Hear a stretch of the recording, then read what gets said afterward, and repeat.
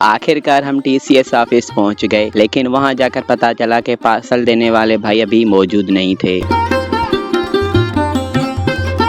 हमने कुछ देर इंतजार किया, फिर वो आए और बोले, सर पार्सल के 3000 रुपए हैं। ये सुनते ही एक लम्हे के लिए तो हमारे चेहरे ही बदल गए,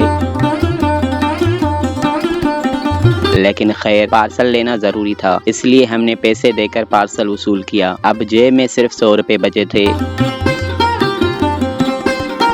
उन्हीं से हमने मोटरसाइकिल में 100 रुपए का पेट्रोल डलवाया। अब हालत ये थी कि शहर में चाय, समोसे और एक बिस्किट तक खाने के लिए रुपया भी नहीं बचा था।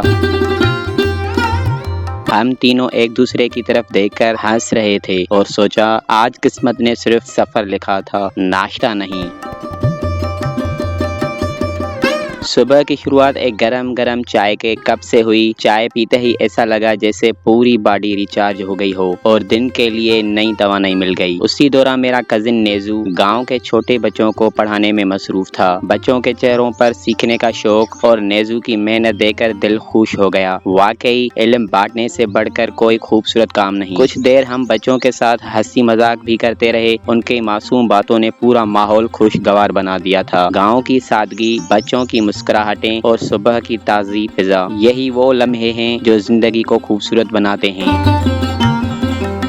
उसी दौरान मेरे फोन पर शहर से एक कॉल आई। उन्होंने कहा सर आपका पार्सल आ गया है, आकर वसूल कर लें। ये खबर सुनते ही मैं, नेजू और कलीम फौरन मोटरसाइकिल पर शहर की तरफ रवाना हो गए। रास्ते में गांव की खूबसूरत खेत, ठंडी हवा और सरसब्ज मनाजिर सफर को मजीद यादगार बना रहे थे। हम हंसी मजाक करते हुए सफर का खूब लुत्फ उठा रहे थे। अब दिल में बस यही तजस्सुस था कि आखिर पार्सल में क्या निकलेगा। शहर जाते हुए रास्ते का हर मंजर दिल को सुकून दे रहा था। दोनों तरफ हरे भरे खेत लहलहा रहे थे और मुख्तलिफ फसलें खूब उगी हुई थी। रास्ते में चौपाया माल भी चल रहा था, जिसने देहात की खूबसूरती में मजीद इजाफा कर दिया था। यह दिलकश मनाजिर देखकर सफर की थकन का बिल्कुल एहसास नहीं हो रहा था। ठंडी हवा, सरसब्ज खेत और कुदरत के हसीन नज़ारे वाकई दिल को बहुत अच्छे लग रहे थे।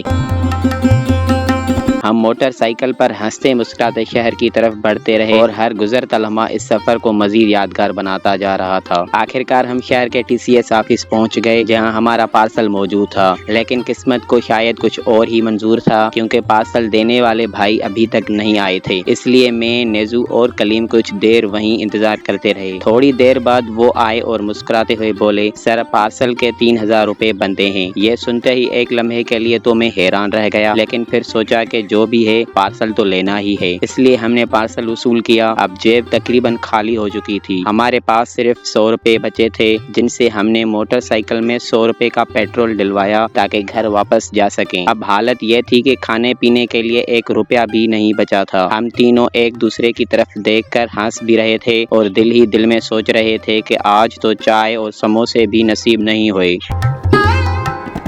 बस फिर खामोशी से मोटरसाइकिल स्टार्ट की और गांव की तरफ वापस रवाना हो गए। कभी कभी जिंदगी ऐसे दिन भी दिखाती है, मगर यही छोटे छोटे लम्हे बाद में खूबसूरत यादें बन जाते हैं। आखिरकार हम घर पहुंच गए और बड़ी बेसब्री से पार्सल खोला। अल्हम्दुलिल्लाह पार्सल वाकई बहुत अच्छा निकला और उसे देखकर सारी थकन कुछ कम हो गई। हाँ, शहर में कुछ ना खा सकने का अफसोस तो था, लेकिन यही तो जिंदगी है, हर दिन एक जैसा नहीं होता। हम तीनों ने सोचा कि कोई बात नहीं, घर पर ही अपने हाथ की गरम गरम चाय बनाते हैं। चाय के साथ बैठकर हमने पूरे दिन की बातें की, हंसे भी और आज के सफर को यादगार भी बना लिया।